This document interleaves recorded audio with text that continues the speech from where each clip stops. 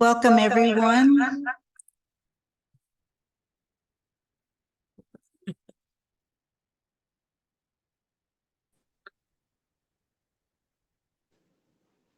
Sorry, too many buttons to push to turn off all the speakers. So welcome everyone to the Tuesday, February 6th, 2024 Tumwater City Council meeting. And it looks like we have a lot of people in our audience this evening.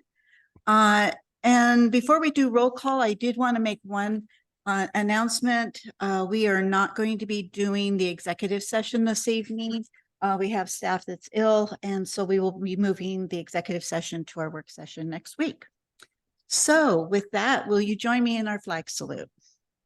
Can we do roll call? Oh, sorry, roll call first, sorry. Stand up and sit down. Just do a little stretching. It's always the third thing, right? Councilmember Leetta Dahlhoff, Present. Councilmember Angela Jefferson, Present. Councilmember Joan Cathy, Present. Councilmember Eileen Swarthout, Present. Councilmember Michael Althauser, Present. Councilmember Peter Agave, Present. Councilmember Kelly Von Holtz, Present. Mayor Debbie Sullivan. And I'm present. Now you can join me for our salute to the flag. I pledge allegiance to the flag of the United States of America and to the republic for which it stands, one nation, under God, indivisible, with liberty and justice for all.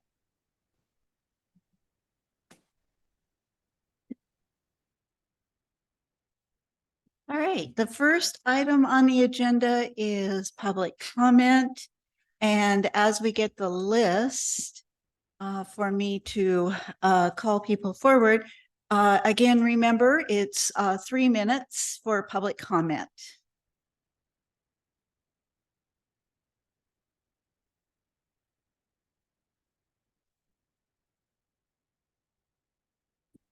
Okay. All right, first person on the list, and when come to the podium and then state your name and address for the record. First one is Tom Dolanitz. Yes, can you come to the?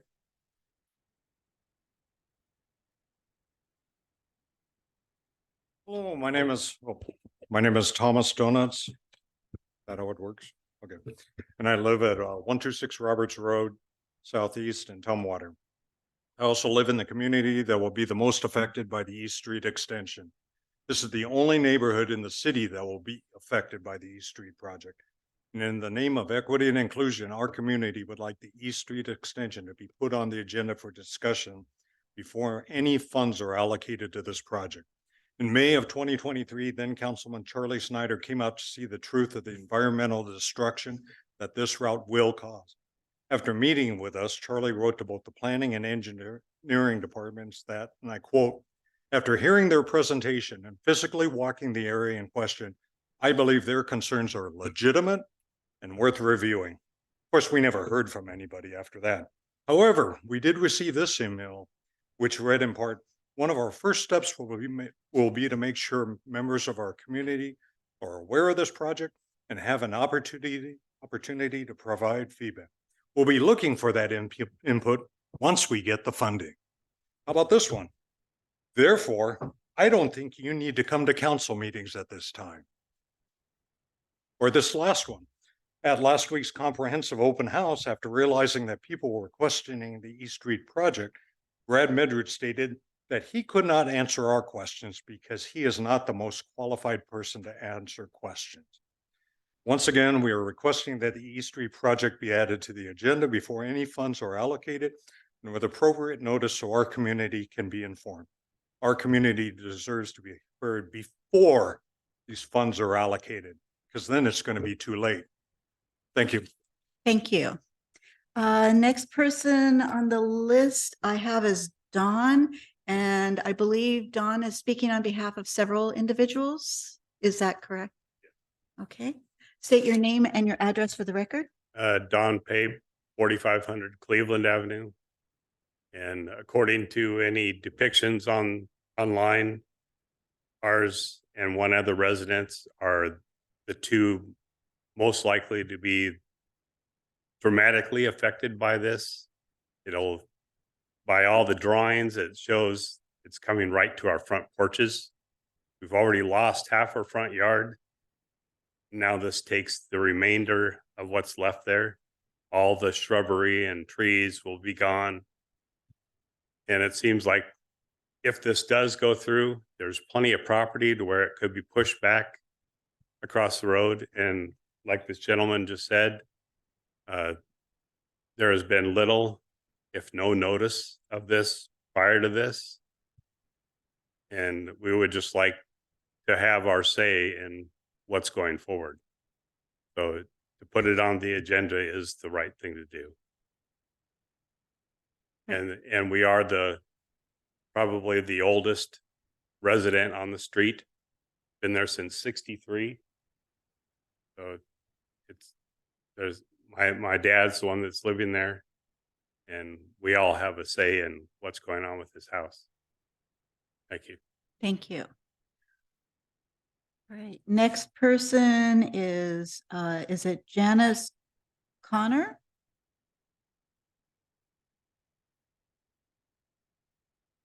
Or Jane, oh, Javier? Is this Javier? Sorry. Look like Janice, the way I was reading it. My name is Javier Cruz Correa. I reside in 220 Roberts Road Southeast, and I'm here to support the request to include the East Street extension in the next agenda. I believe as a member of the community that it is important that our concerns are addressed to the council members and the mayor for that matters. So here to support the request to include the project in the next agenda. Thank you. Thank you. Jack Sherman?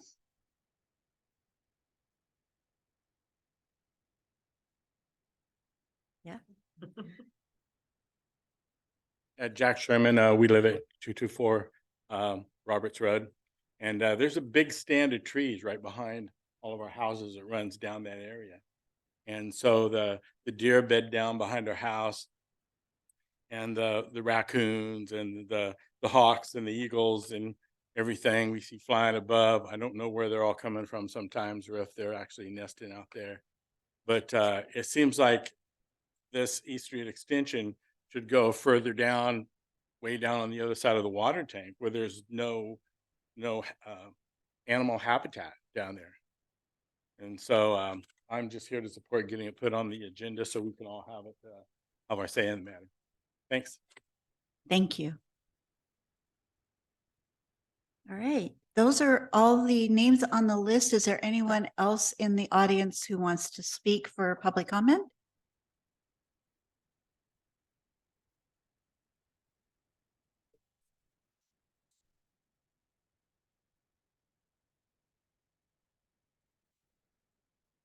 Yes, we see that the audience is completely full. Thank you. Thank you. Thank you. All right. So I'm going. Oh, is there anyone online? There is not. Okay. So great. So we I will just say that this project is far into the future and not in a recent or a current thing. So City Administrator Parks, do you want to add anything to that? Sure. So the East Street connection is a road project that has been in the conceptual planning stages for a period of time. There was a technical high-level feasibility analysis that looked at a few alternatives. Staff has met with representatives of the neighborhood a couple of different times.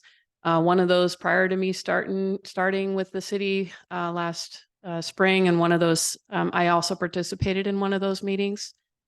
The East Street connection right now is not engineered. It is not designed. Until it is, the actual alignment and the specific alignment of that road is unknown. We currently have, as has been part of our legislative request for the last couple of years, We are requesting approximately between $6 and $7 million for design, engineering, planning, and permitting for East Street connection. Until that money is made available and becomes available to us, the specifics about how and where that route is going to be located are unknown at this point in time. Part of design, engineering, and permitting includes the State Environmental Policy Act requirements, which require us to have public participation and require us to provide notice and require us to do environmental review for impacts of the proposed route on both the built as well as the natural environment. And so those are all components of prospective things that will happen when and if we get the money to actually begin the design and engineering for the East Street connection. Great, thank you. So this will be in the future and you will be kept abreast of. No.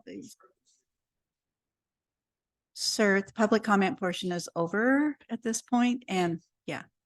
So, but that is information that is available to the process. I know.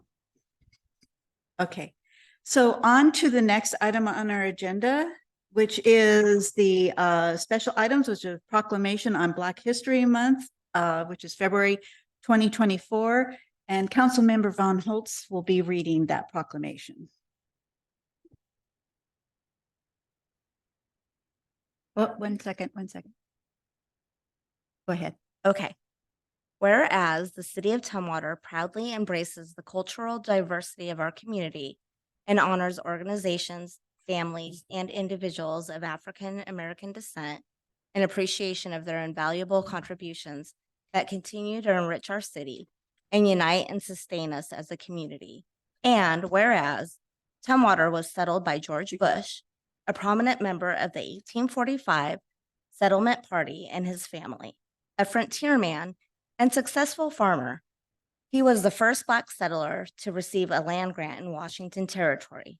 And whereas in 1915, noted Black scholar Dr. Carter G. Woodson, son of former slaves, founded the Association for the Study of African American Life and History and initiated Negro History Week in 1926 to encourage the study of African American history. And whereas Black History Month was formally adopted in 1976 to honor and affirm the importance of Black people in American history, advance the cause of civil rights, and to strengthen families, communities, and the nation. And whereas observing Black History Month provides opportunities to gain a deeper understanding of African American history and acknowledge the centuries of struggles for equality and freedom. And whereas Black History Month serves as both a celebration and a powerful reminder that Black history is American history, Black culture is American culture, and Black stories are essential to our continued journey towards a better society, to understanding ourselves and growing stronger as a community. And whereas African American art is infused with African, Caribbean, and the Black American lived experiences, the study of African American life and history has selected African Americans and the arts as the theme for Black History Month 2024. Now, therefore, Debbie Sullivan, Mayor of the City of Tumwater, do hereby proclaim the month of February 2024 Black History Month, and calls upon the people of the City of Tumwater to celebrate the contributions of African Americans that are central to society, including civic, economic, professional, medical, scientific, military, and artistic excellence. Signed in the City of Tumwater, Washington, and recognized on the 6th day of February in the year 2024. Great, thank you. So this evening we have some members of the Fred U. Harris Lodge, and they are Melvin Butler, Lester Dixon, and Daniel Bonner. So if you can come to the podium, I will present you with the proclamation.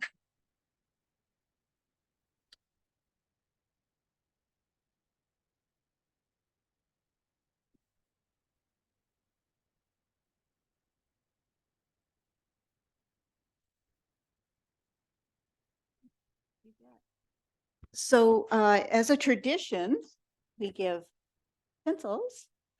There you go. And here is a proclamation. And if you want to say anything, feel free. Just say a few words. Again, I'm Lester Dixon, member of Frederick Harris Lodge number 70, and we meet at 512 North Street in Tumwater. And on behalf of Frederick Harris Lodge, we are appreciative of receiving this proclamation from the city of Tumwater in recognition of Black History Month. This shows your commitment to diversity. I am reminded in 1984, when I first arrived here in Thurston County, my wife and I, who now deceased, God rest her soul, started a girls group called Ebony Circle. Only a girls group because I had two daughters. We worked with them. They became known throughout the county and was recognized by the city council of the city of Lacey. But at each meeting, we encouraged them to research and bring back and present information on a Black person within that they admire or within their field of study. So I say these words to each of you. Know me not by my words, but by my deeds. And with that, these words mean a lot for each of you. Pick up a book. Well, I say book because I was former president of the library at one time in the city of Lacey. But let's say do research because there's much more information online. Learn something about this culture.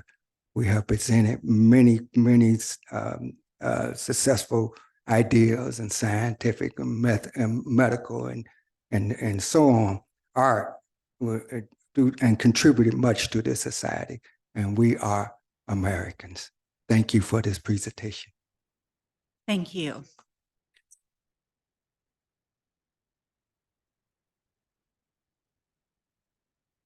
Thank you for coming this evening. All right, next item on the agenda is a consent calendar. Do I hear a motion to approve the consent calendar? So moved. Silene. Okay, it's been moved by Council Member Swarthout, and did you? Second. Okay, and then also seconded by Council Member Althauser. All those in favor signify by saying aye. Aye. Opposed, nay. And with that, we have approved the minutes of the council work session of January 9th, approval of the council, city council minutes from January 16th, approval of the city council work session, January 23rd, payment vouchers, also ordinance number 2023-011, which is a master permit with Zipley Fiber Pacific LLC, resolution R 2024-002, which is surplus property, and also a contract with the U.S. Department of Commerce for the 2025 Comprehensive Plan Climate Planning Grant. So all those items were approved with our consent agenda. Next, we will go to council considerations. And with that is the ordinance number 2023-002, final docket for the 2023 Comprehensive Plan Amendments, and Brad Mudrud will be doing that, but I see Erica Smith. Are you doing this tonight, Erica? Yes, Mayor. Thank you. All right. All right. My name is Erica Smith Erickson. I am the Housing and Land Use Planner at the City of Tumwater. Tonight, I have two items on the agenda for consideration. Let me share my screen and we will start with my first item, the City of Tumwater Comprehensive Plan Amendments final docket.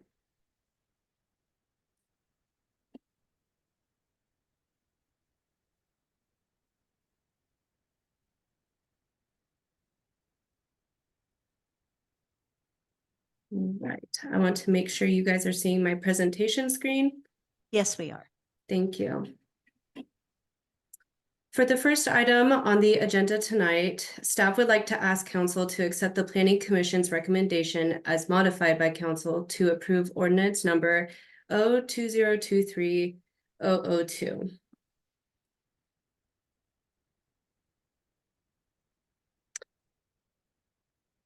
So a little bit of background, on October 18th, 2022, the city council approved ordinance 02-022-023, which suspended comprehensive plan annual amendment cycle during the 2025 comprehensive plan periodic update, except for city-sponsored amendments. The city council approved the preliminary docket of the 2023 comprehensive plan amendments on February 21st, 2023. On the final docket, there was 2 city-sponsored comprehensive plan amendments. First is the Old Highway 99 corridor plan, and then we have the 2024 through 2029 6 years capital facility plan update. Starting off with the Old Highway 99 corridor plan. Old Highway 99 connects South Thurston County, Bush Prairie, and the Olympia Airport to the city of Tumwater and Interstate 5. With increase of commercial and residential uses, peak commute times have crept up as well as vehicle queues.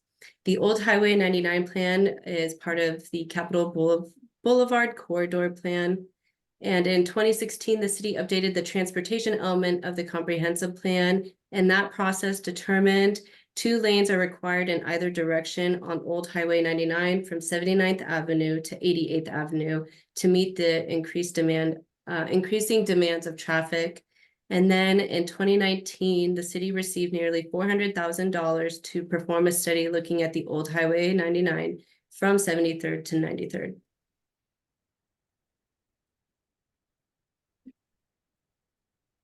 The city asked for feedback on the corridor in the fall of 2020 using a platform called Maptionnaire that allowed users to provide map-based comments along the corridor in addition to a traditional survey.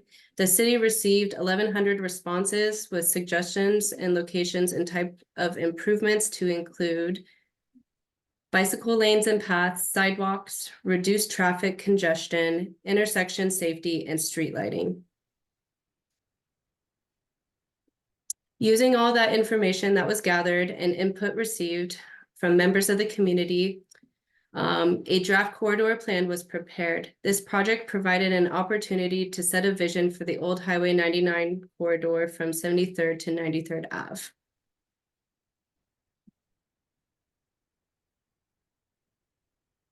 One of the first steps of the study, the consultant got traffic counts and made sure that our previous assumptions regarding levels of service along Old Highway 99 were still accurate. These assumptions include the Old Highway 99 to 73rd to 88th Avenue widening to 5 lanes, including 2-lane roundabouts at Henderson Boulevard and 88th Avenue. At the intersection of Old Highway 99 and 79th Avenue, they suggested widening to 5 lanes, including 2-lane roundabouts. At Old Highway 99 and 93rd Avenue, they suggested an installation of a single-lane roundabout.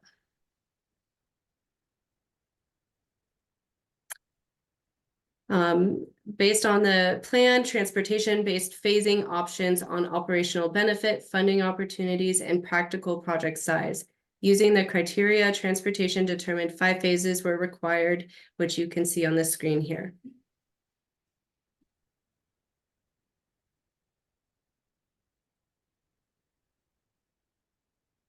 Planning Commission conclusions. The proposal meets the review and approval criteria found in Tumwater Municipal Code. The proposed comprehensive plan amendments are consistent with the Growth Management Act goals 1, 2, 6, 8, 9, 11, and 12, and policies 1A, 1B, 1I, 2A, 2D, 6A, 6B, etc. of the transportation plan of the comprehensive plan. The impacts of the proposed comprehensive plan amendments have been considered together with other amendments in the 2023 annual comprehensive plan amendment final document, docket with the criteria found in Tumwater Municipal Code. The proposed amendments do not create any inconsistencies when evaluated together. And the Planning Commission concluded that the proposed comprehensive plan amendment is consistent with the requirements of the Washington State Growth Management Act, Thurston County-wide planning policies, and goals of Sustainable Thurston and our comprehensive plan.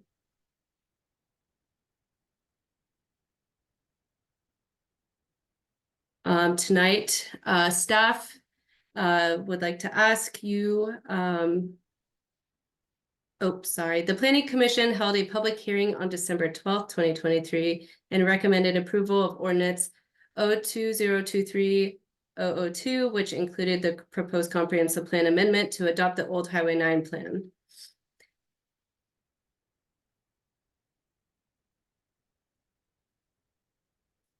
The second amendment, part of the comprehensive plan amendment, is the 2024 through 2029 6-year capital facilities plan update. The capital facilities plan was last updated in 2021 as part of the 2021 comprehensive plan amendments. The comprehensive plan is developed to ensure that those public facilities and services necessary to support development shall be adequate to serve the development at the time the development is available for occupancy and use without decreasing current service levels below established minimum standards. Both the transportation element and capital facilities element reinforce the requirement that the comprehensive plans prepared according to the Growth Management Act be realistic and implementable. The capital facilities plan is a document that provides a list of proposed major capital expenditures throughout the city. It provides a multi-year look at strategies and financing requirements for major capital programs. The plan projects needs 6 years into the future for major construction, infrastructure improvements, land acquisitions, and machinery and equipment purchases. The Growth Management Act defines public facilities to include streets, roads, highways, sidewalks, streets and road lighting systems, traffic signals, water systems, storm and sanitary systems, and more. There are many reasons for a comprehensive capital facilities plan, It provides policymakers with a current and future view of capital needs of each department. It's a mechanism for assessing financial ramifications of funding or not funding of programs. It's an opportunity to combine similar projects across departmental lines. It supports good management that demonstrates need for facilities and the need for revenues to pay for them. And it provides accessibility to various sources of revenues, whether it's grants, Department of Commerce, Public Works, trust fund loans, impact fees, real estate, excise taxes that require a CFP in order to qualify for the revenue. The proposal meets the review criteria found in Tumwater Municipal Code. The proposed comprehensive plan amendment is consistent with the goals of the Washington State Growth Management Act and is consistent with the comprehensive plan amendment goals within the land use element and within the lands for public purposes element of the comprehensive plan. And they have been considered together with the other amendments in the 2023 annual comprehensive plan amendment final docket with the criteria found in Tumwater Municipal Code, and proposed amendments do not create any inconsistencies when evaluated together. Based on the above review and analysis, Planning Commission concluded that the proposed comprehensive plan amendment is consistent with the requirement of the Washington State Growth Management Act, Thurston County-wide planning policies, the goals of Sustainable Thurston, and the comprehensive plan. The Planning Commission held a public hearing on December 12th, 2023, and recommended approval of ordinance number 02023-002, which included the proposed capital facility plan amendment to adopt the 2024 through 2029 capital facilities plan as part of the comprehensive plan. This concludes my presentation, and staff would like to ask council to accept the Planning Commission's recommendation as modified by council to approve ordinance number 02023-002. Great, thank you. Any questions? Oh, yes, Council Member Althauser. Thank you, Mayor. Thanks, Erica, for your presentation. So just to make sure that I'm on the same page with everything, it's one ordinance for both these two amendments to the comprehensive plan. Is that correct? Correct. Yep, it was two city-sponsored amendments. And so the way that these change the comprehensive plan are just about capital facilities. And then so far as transportation goes, it's what we've listed and work done for Highway 99. Like, we're not adopting a new element or a revised element of the comp plan. We're just looking at these two specific items, correct? Yeah, actually, what you're doing is you're amending your existing capital facilities element to update it. So you're taking out and replacing the existing one and replacing it with this new one. And then what you're doing is adding essentially a sub area plan to your transportation plan to deal with the Highway 99 corridor. Thank you. Any other questions? All right, with that, I will entertain a motion. I move to approve ordinance number, I was like 2023-002. I'll second. Okay, it's been moved by Councilmember Dahlhoff, seconded by Councilmember Van Holtz. Any discussion on the motion? Oh. Council Althauser. Thanks. I'll make this quick, but I just want to give a special thank you to the Planning Commission, who spent a lot of time on this. We also discussed this at length at the General Government Committee as well when we moved it forward unanimously. But the Planning Commission did a ton of work on this and got a lot of feedback for staff, and I think it was all incorporated, and I think it's a product we can stand behind and be proud of. So I'm proud to support it tonight. Great. All right. If there's nothing else, I will call for the vote. All those in favor signify by saying aye. Aye. Opposed, nay. Motion carries unanimous. Thank you, everyone. Next is ordinance number 2023-012, final docket for the 2023 annual housekeeping amendments. And I take it, Erica, you will be presenting this also. Correct. Yep. Sorry. Just one more for you guys. Sorry. Okay. So my second item for tonight is the 2023 Annual Development Code Housekeeping Amendments Final Docket.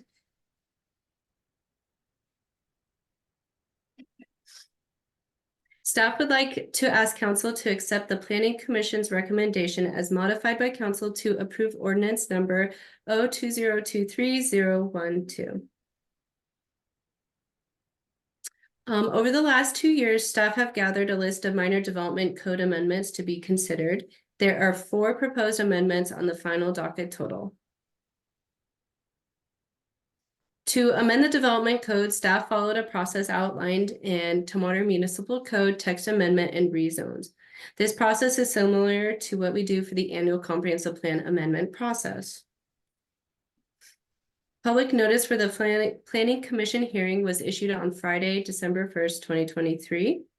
On December 12th, 2023, the Planning Commission held a public hearing on ordinance 02023-012 and recommended approval. On January 10th, 2024, staff presented the Planning Commission recommendation to City Council at a work session. At the work session, the City Council recommended one change to the proposed conditional use permit criteria for building height increases in the light industrial and heavy industrial zone districts to minimize shade and shadow impacts on adjacent shadow sensitive uses to the greatest extent possible. Staff acknowledged the recommendation and removed the passive language from the proposed amendment. We will review the language later on in the presentation. Included in tonight's packet is a staff report that provides a summary of the amendments, the proposed code sections to be amended, and the amendment language. The 4 proposed development code amendments during the 2023 cycle are clarifying underground utility requirements, clarifying first floor uses in the town center mixed use subdistrict, clarifying open space requirements for manufactured home parks, and adding a process for building height increases for specific industrial uses. The first code section to be amended, Tumwater Municipal Code 1712-200, General Design Standards for Underground Utilities. The first amendment, this proposed amendment is intended to clarify that new and existing utilities shall be installed underground and created a process for deviations to the requirement. On October 9th, 2023, additions and revisions to the chapters 3 and 4 of the development guide became effective immediately. This included requirements for undergrounding utilities. The Transportation and Engineering Department asks that Tumwater Municipal Code 1712-200 reflect the development guide and further clarify underground installation and relocation of utility requirements. The proposed amendments provide a purpose, applicability, and a deviation from requirements subsection. The previous provisions are stricken out down at the bottom.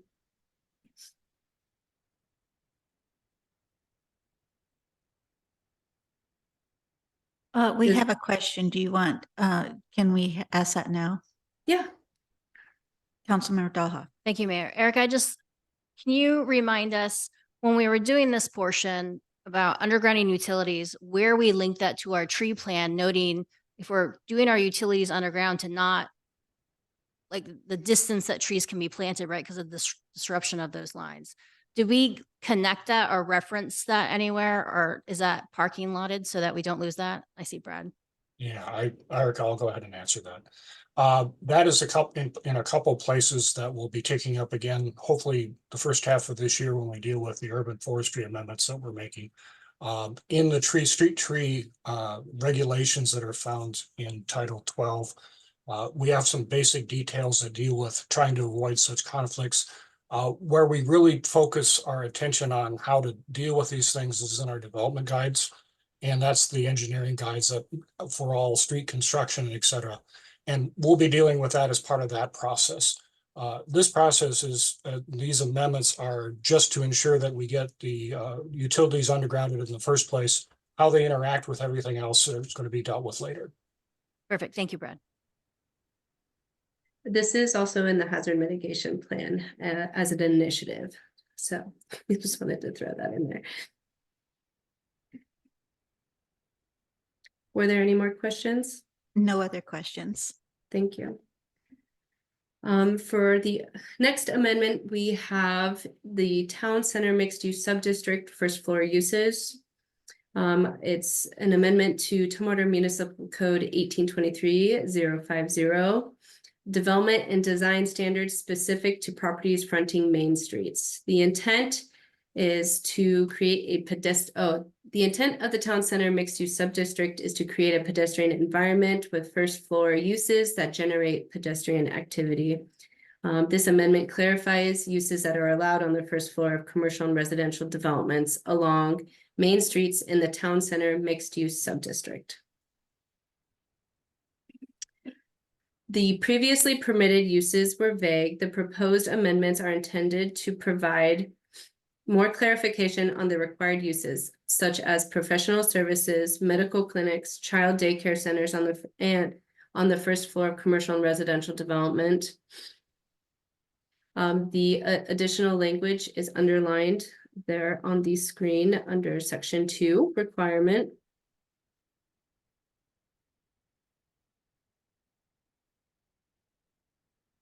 The next amendment is open space requirements in manufactured home parks. As the code is currently written, manufactured home parks that are not subject to the land division process would not be required to provide open space.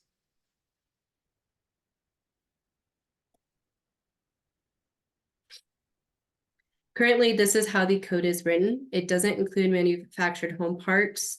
It only includes multifamily dwellings, rooming houses, or 5 or more dwelling units in row houses or townhomes.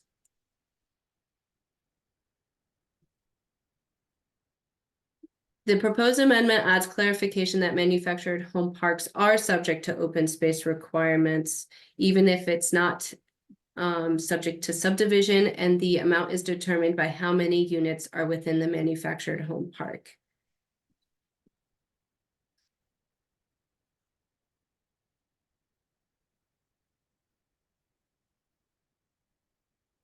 So we added language in the code amendment clarifying manufactured home parks with 5 or more dwelling units are subject to the open space requirements.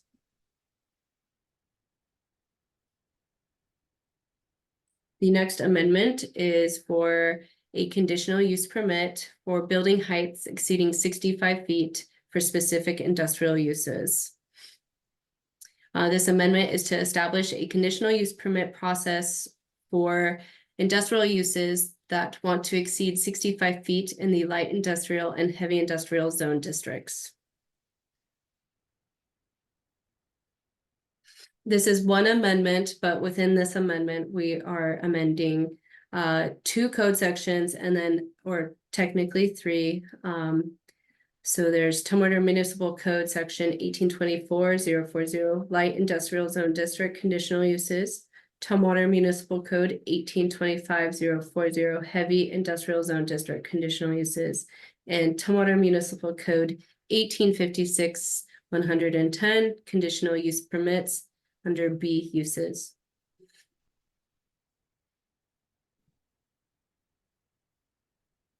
The first amendment for the light industrial zone, we added subsection G, allowing for the maximum building height to be increased upon approval of the hearing examiner following a process for a conditional use permit. Then we made amendments to conditional uses in the heavy industrial district, saying that the maximum building height may be exceeded upon approval of the hearing examiner following a conditional use permit process. And then under Tumwater Municipal Code 1856-110, conditional uses under B uses, we added building height increases in the light industrial and heavy industrial zone districts. Here we have minimum conditions. We're going to go through the conditions together. The height increase shall only be to accommodate equipment, structures, or buildings that contain special equipment primarily related to the manufacturing, assembly, or processing of goods or products. The functional need for a height increase shall be demonstrated by the applicant. The proposed height increase shall be compatible with the general purpose goals, objectives, and standards of the comprehensive plan, the zoning regulations, and any other plan, program, map, or regulation of the city. Building height shall not result in substantial or undue adverse effects on adjacent or abutting property. When a building in excess of maximum height is proposed adjacent to or abutting a lot with maximum height less than the subject property, increased setbacks and or step backs may be appropriate to reduce adverse effects on adjacent or abutting property. The upper floor stepbacks, very towered height with separation or architectural methods shall be integrated into the design to provide a human scaled building edge along the street. Bulk reduction methods such as varied building geometry, variety in materials, textures, patterns, colors, and other techniques shall be provided. Building heights shall be designed so that light and glare impacts upon streets, public facilities, and public open spaces are minimized. Buildings shall be designated so that shade and shadow impacts on adjacent shadow-sensitive uses, examples, residential, outdoor restaurants, open spaces, and pedestrian areas are minimized to the greatest extent possible. The maximum building height allowed under this process shall be no more than 90 feet, and no structure shall penetrate imaginary airspace surfaces defined by CFR Part 77, so the FFA guidelines. So in order to get a conditional use permit approved for a height increase, the applicant has to meet all these conditions approved by the hearing examiner. I do have a question. Okay. Councilmember Althauser. Thank you, Mayor. So Erica, I think the piece of this that when we discussed it at the work session that we had the most questions about was, I think, clause 4, one of the elements that's required under here, and substantial or undue adverse effects. And I think if I recall, the hypothetical example we were discussing would be a scenario where a property owner had solar panels or something on the roof, and we wanted to make the language stronger. And this is now new language that I think is reflective of that feedback. But I want to check to make sure that, and also just state for the legislative intent for future hearing examiner purposes, that something like disruption of photovoltaic cells and solar panel power generation, that would constitute a substantial adverse effect upon a property owner. Is that right? .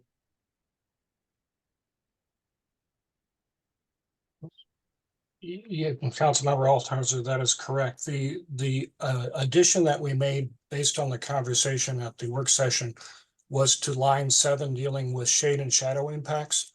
And the area that we added was at the very end to the greatest extent possible. Because we wanted to, number 4, you are correct. I think that gives us more than enough regulatory language to ensure that there isn't substantial or undue adverse effects to neighboring or adjacent properties. But the addition to line 7 with the greatest extent possible, I think just further helps us with that, especially when we're dealing with shade and shadow impacts of uses such as gardens or solar panels and so forth. Great, thank you. I see Councilmember Kathy has her hand up. I was just going to, Brad just mentioned it as he was, explaining. I was going to mention about gardens, and people's property other than the panels on the roof. So it has to do with the yards also. So thank you. And part of my process when reviewing the amendment after our work session last month and the feedback that was provided, I did verify that public noticing does go out. So all properties within 300 feet will be noticed, have notice of the hearing and can provide comments or concerns to staff with the proposed conditional use permit.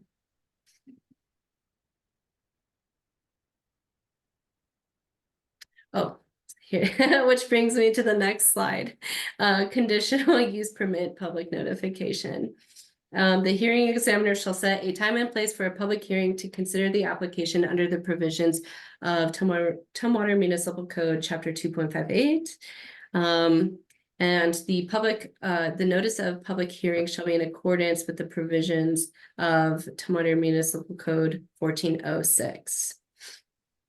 So I'm just, I went back and made sure that neighboring properties, adjacent properties will be notified when a conditional use permit is submitted and is going to the hearing examiner for consideration.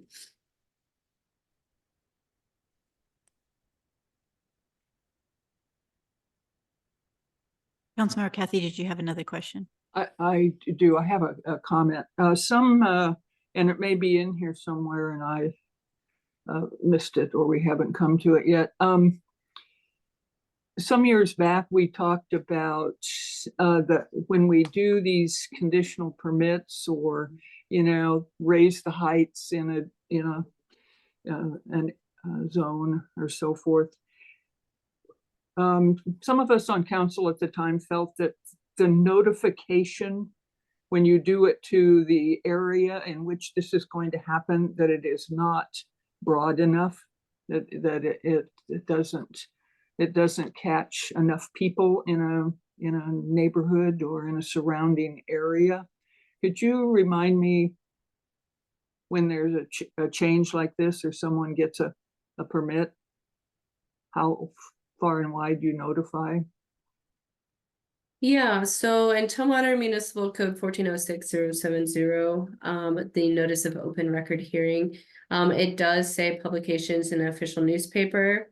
There's a mailing to all owners of property within applicable feet of the project, and posting on the city's website, and posting at least one notice on the subject property by the applicant. So a public noticing sign does go up as well. So my question is about the adjacent properties. How far and wide do we go? If somebody, my neighbor down the way here, wants to do something, how far are the people in my community who might not, particularly like that, will know about it as a neighbor?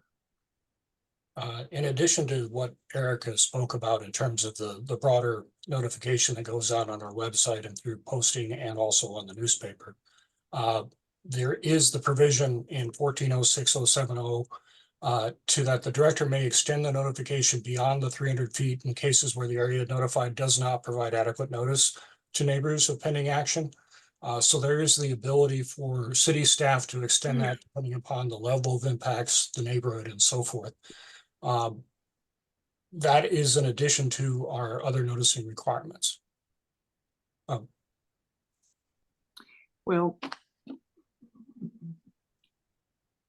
newspaper readership isn't high. A lot of people aren't looking regularly on the city website and so forth. And I just think we need to expand how we post or how we give notice to people in a neighborhood when something impactful as this and some other things need to be notified, need to know, because it totally impacts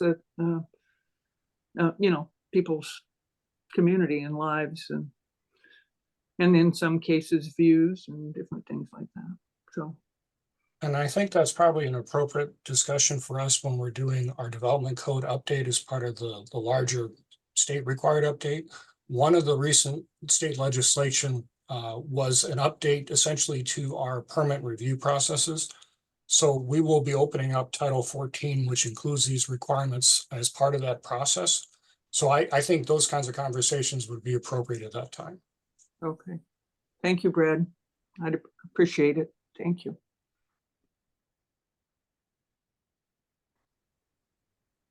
All right, Erica. Thank you. All right, so this concludes my presentation. Staff would like to ask council to accept the planning commission's recommendation as modified by council to approve ordinance 2023-012. Any discussion? I entertain a motion. move. All right. I'll second. Okay, it's been moved by Councilmember Agabi, second by Councilmember Dahlhoff. Any discussion on the motion? With that, I will go ahead and call for the vote. All those in favor signify by saying aye. Aye. Opposed, nay. Motion carries. Thank you very much. All right, thank you. All right, with that, we are now going to committee reports. And the first one is Public Health and Safety, and Councilmember Agabi. So public health and safety was supposed to meet on the 13th of this month. Because of staff council member absence, that meeting has been canceled. And that is my report. Great. All right. General Government Committee, Councilmember Althauser. Thank you, Mayor. The General Government Committee met on Wednesday, January 10th. We approved some minutes. We discussed our 2025 comp plan periodic update, including the 2024 long range planning work program. We also covered a contract with the Department of Commerce to help us pay for some of our comp plan updates, specifically about our housing planning grants. And then we discussed a second contract with Commerce to also talk about our comp plan update generally as well. And we have a next meeting a week from tomorrow, which is Valentine's Day. Huh? There's no better way I'd rather spend 8 a.m. on Valentine's Day. Convening the General Government Day. Thank you. Councilmember Swarthout, Public Works. Thank you, Mayor. The Public Works meeting will be on Thursday, February 8th at 8 a.m. And we have a number of items on there. So I encourage people to join us at 8 o'clock in the morning. We'll be online. Great. Thank you. We do not have a Budget and Finance Committee meeting scheduled at this time. So now is Mayor's City Administrator report and City Administrator Parks. Thank you, Mayor. I have several things for you this evening, but I'd like to first ask Karen Kirkpatrick, our city attorney, to come up and introduce our new assistant city attorney. Good evening. It's so exciting. I'd like to introduce our new assistant city attorney, Davis Abbott. Davis is a Washington native. He's prior to joining the team, he ran a nonprofit focused on providing low-cost legal representation to low-income members of the community. And during his free time, he enjoys exploring the outdoors and playing music. And in his new position, he'll be focusing on risk management, purchasing, and contracts. And so welcome. Thank you. Great. Yeah, thank you. I just wanted to say that I'm really excited to be joining the team and working with Karen on the risk management and the contracts, and that I'm looking forward to working with all of you as well and getting to know you. So thank you. Thank you and welcome. And I just also wanted to point out to you that you have a new person sitting next to Melody over there, although she's not new. Marnie McGrath is a wonderful person that has worked for the city of Tumwater for a couple of years now, and she is serving in a new role as your deputy clerk. So thank you to Marnie, and welcome to that new position. We always like to keep really good people at the city of Tumwater, so we're grateful to Marnie for staying with us. So we had a great turnout for the comprehensive plan open house meeting last week. There were approximately 60 people. That's not including staff. The staff was in addition to that 60. Approximately 16 people participated virtually. There was an interactive survey as a component of that meeting, with some survey questions through a platform called Mentimeter, which actually showed real-time results for some of those survey questions. There was a discussion of the community survey that is currently still available for people to go to and answer questions through February 14th. So I would encourage people to visit the city's website and look for that opportunity to provide input into the city's periodic review process that's underway as we speak. I also wanted to make you aware, and regretfully, this is happening next Tuesday while we're all in a work session. But there is going to be a Tumwater, the very first ever Tumwater Youth Performing Arts Showcase next Tuesday from 6:30 to 8:30 p.m. That's a collaboration between our new arts coordinator through our Tumwater Parks and Recreation Program and the Tumwater School District. It's going to be held at the Washington Center. So we're utilizing one of the 2 days that we have available to us for our contributions to the Washington Center. And the webpage of the Washington Center talks about this being that Tumwater has a rich tradition of supporting and cultivating youth talent. And we are going to be showcasing a number of amazing dance teams. There will be elementary, middle school, and high school choirs. There will be some sweet sounds of middle school and high school orchestra and band. So really happy to have had an opportunity to have this first partnership with the Tumwater School District. This is a great example of the new arts and cultural programs that the city's been working to embark upon. So really awesome opportunity. Really happy that we have great people working with us and the school district to bring that to our community. Next Monday from 6 to 7:30 at the high school commons here, Tumwater High School Commons, we're going to be having a community conversation regarding the parks ordinance amendments that have been proposed.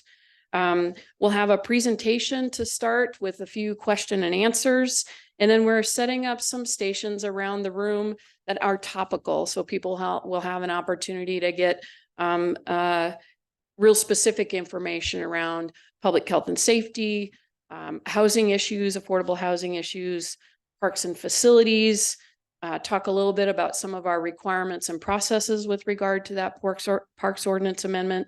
And we do have one council member, Councilmember Dahlhoff, who's going to be attending and sitting at a listening station and making herself available to the public for their concerns and conversation to be heard.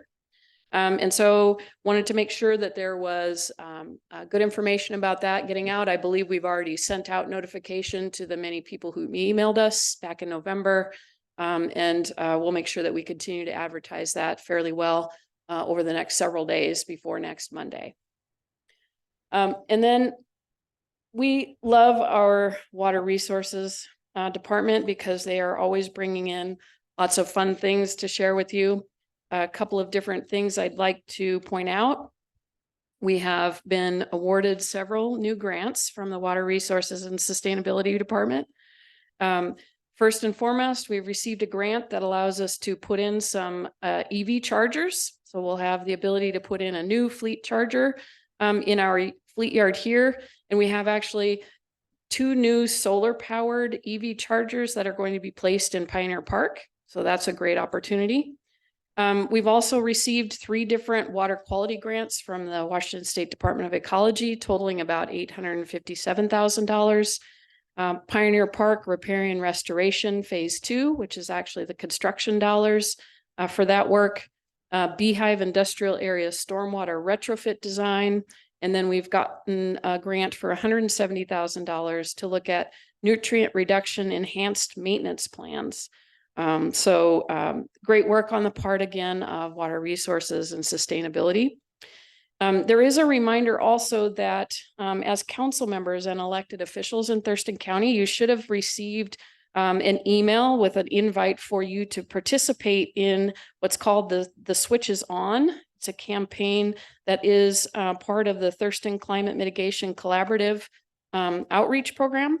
And it is focused on highlighting how home energy efficiency and electrification can move forward. So if you are have not received that email, it should have come to your email box yesterday.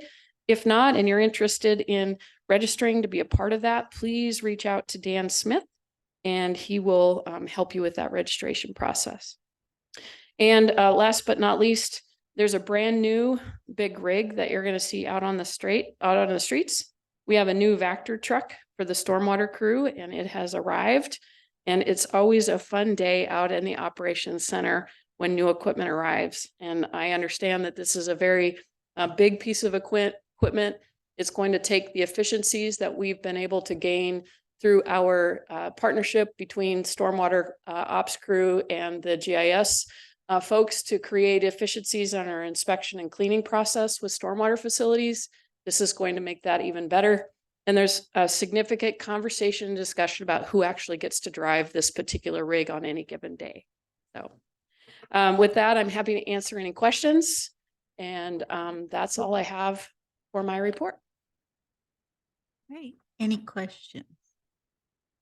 All right. Thank you. Thank you. All right. So part of my report, I attended the Intercity Transit Authority Board meeting on January 17th. And with that, we welcomed the first class of 19 operators for the 2024 first class of 2024.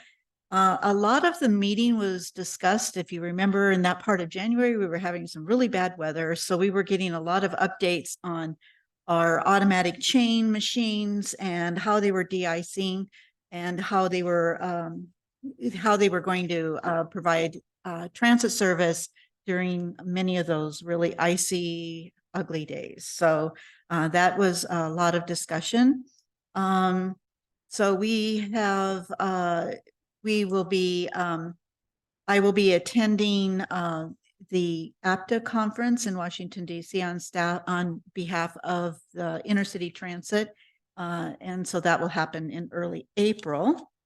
And I also attended the 62nd Airlift Wing social event at JBLM on January 25th, which is very interesting.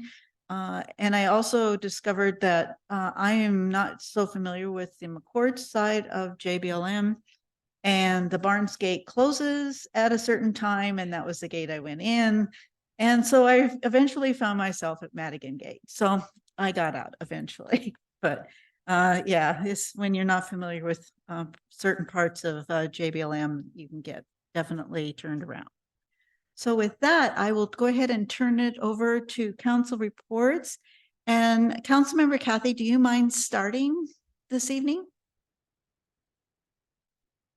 You're on mute. I said, what if I said yes? What would happen? That would be great. That I might start. No, I don't mind. A couple of the things that I attended, well, two of them actually, my friend Michael Althauser, council member. He reported on our general government, and he will also give a report on the Regional Housing Council. For the record, I just want to let him know that I don't have general government high on my Valentine's Day agenda, even though he does.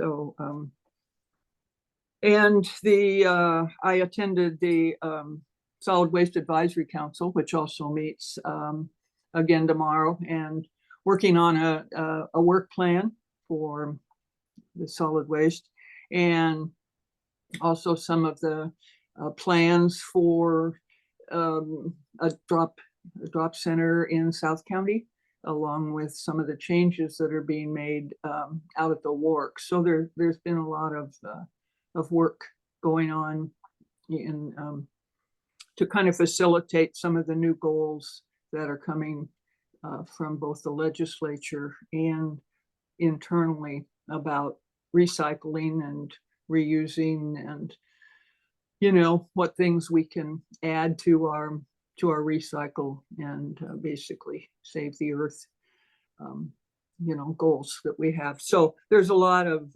technical things happening, and making decisions about what to improve and where to put that things. And then I think that's about it, except for spending the day with my colleagues on Saturday the 27th, and with some of the executive staff members. And I thought it was a very, very good day, and it was wonderful after all these years to even get to know people, new people for sure, and then some of my longer term colleagues better.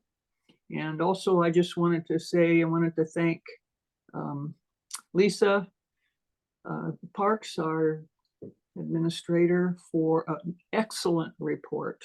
I felt, Lisa, that you updated us on many things and offered invitations and just updated. It was wonderful, and it also makes me proud of our city. So thank you for that. And that's my report. Great, thank you.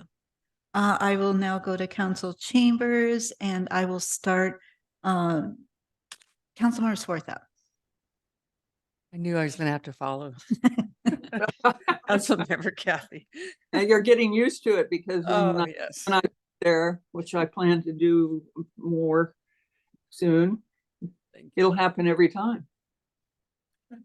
So I attended one meeting, and that was for the Thurston Regional Planning Council on February 2nd. And on our agenda, we approved the regional planning calendar for 2024. We also had election of officers, and we had the appointment of the Executive Director Evaluation Subcommittee, which I volunteered for. And we had a presentation on the Growth Management Act, the housing need allocations. And I believe we've already seen that. TRPC came to one of our work sessions and presented that information. And so we as a group at TRPC had a chance to review it and ask questions, and it will be on the agenda for our March meeting that we'll be taking action on that. And that's my report. Great, thank you. Councilmember Althauser. Thank you, Mayor. The Regional Housing Council met on January 24th, which I attended along with Councilmember Kathy. And we have a few items of business that are worth updating folks on. Our first order was welcoming Commissioner Klaus to the Regional Housing Council. There's one representative from the County Commission, which has been Carolina Mejia for the past couple of years, who has just been a tremendous ally in helping us secure regional housing options for folks of all income strides. And she's done a really great job, but she's cycling off the Regional Housing Council, sadly, and has been replaced by Council Member Emily Klaus, who joins now as the new Vice Chair of the Regional Housing Council. Under our bylaws, the county member has to be either the chair or the vice chair. And so Council Member Cox from Lacey will continue as the chair until March, when we will hold elections for a new chair. And Commissioner Klaus will continue as the vice chair at that point. We also discussed our 2024 RFP. Those are the requests for proposals that we send out to the public for housing projects, both on the capital side as well as the service side. There was a lot of trepidation heading into the new year about what our funding levels might be and whether or not we're going to face a reduction in funds and our ability to meet some of the housing needs of our county due to lower document recording fees as well as real estate excise tax. But the good news is that those funds are mostly holding steady, slightly lower on the REIT end, but pretty similar on the doc recording fees. That's great in that we won't have that much fewer funds to spend, but still concerning because the problem is as we all know very clearly, not solved in terms of housing stability and homelessness in our region. Our RFPs for capital were $7.1 million for the coming year. So that's not programs or projects that were issued. That's the amount of funds in the bucket that could be issued. When we do these RFPs, we get millions of dollars more than projects we're actually able to fund. And for our $2163, that's the homeless set aside money, and that maintained pretty much the same rate at about $600,000.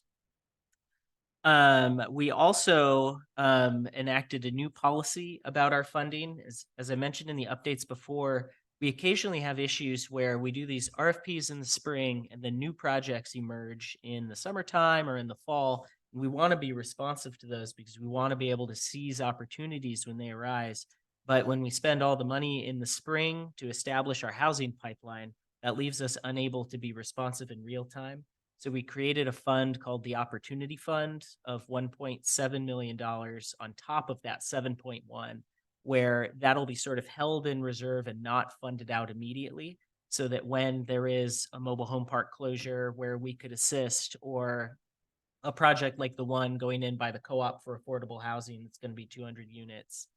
We're going to be able to respond to those in real time because we'll have some funds set aside. We're not going to be scrambling for pennies when we find a really great opportunity that'll help the community.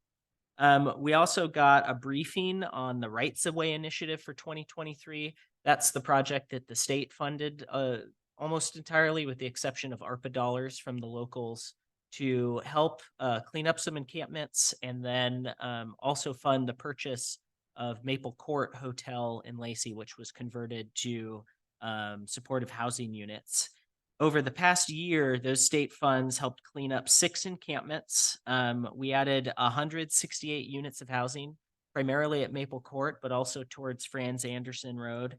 And we moved 265 people from living outside into shelter, which is great progress, but not enough progress at the same time.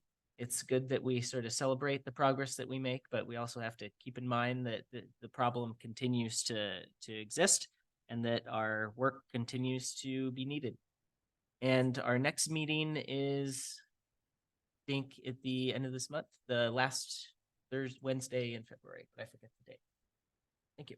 Great, thank you. Councilmember Daha. Thank you, Mayor. My update is regarding the Thurston County Opioid Response Task Force, which is always good practice to say. The update is the opioid response plan has been accepted by Thurston County with new strategies and priorities. And it's interesting linking that to this legislative session. The bills that are being proposed have a theme of educational campaigns for the opioid and overdose epidemic. But Thurston County has been working on this for over 5 years, and we need funds to actually provide services, right? And so it's been interesting of how those bills are going to move forward if they do, and educational campaigns versus what the county is trying to do of more action-oriented work. So that's going to be an interesting overlap. And then with that, with the Opioid Abatement Council, which is those funds from the opioid settlements from distributors and manufacturers, that funding, the funds have been coming to the cities, right? We received a couple payments, but we're hoping in our region 7, which is multiple counties, but they're creating a opioid abatement council, which will be Lacey, Olympia, Tumwater, and Thurston County, of what to do with those dollars. And those dollars have to be related to addressing the opioid and overdose epidemic. So it's going to be interesting of what the counties, that layer of government, is putting forward versus what legislation is putting forward. So more to come. Great, thank you. Councilmember Agabi.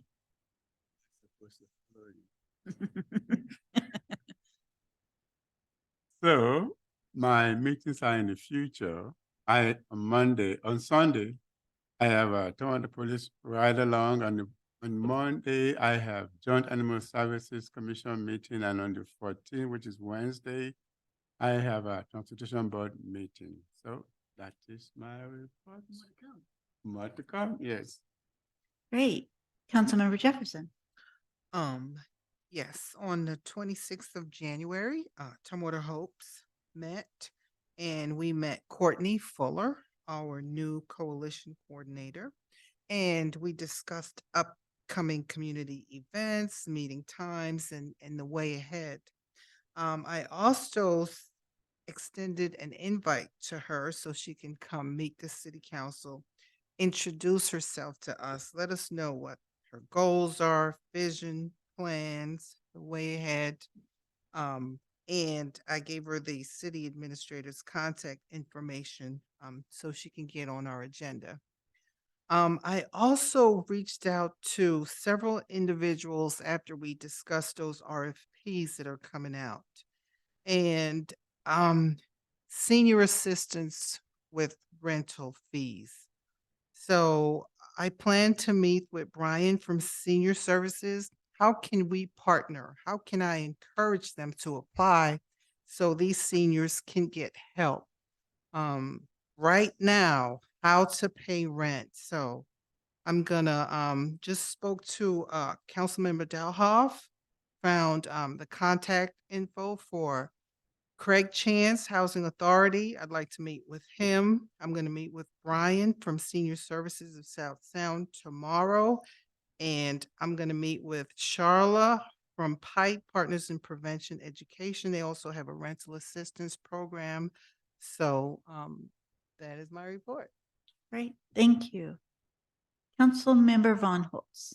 Thank you, Mayor. I attended my first Thurston County Law Enforcement Assisted Diversion or LEAD meeting, and there was a presentation given at the meeting about a database that would help partnering agencies be more able to share information about people who are part of the program, and then just an update on who's being served by LEAD. And so that was really good information to kind of see the breakdown of who in our community are really being helped by this wonderful resource. Great, thank you. So those are the council reports. Again, we are not having our executive session this evening. That will be held at our work session next week. And so I do not believe there is any other business. So with that, we are adjourned. Thank you, everyone.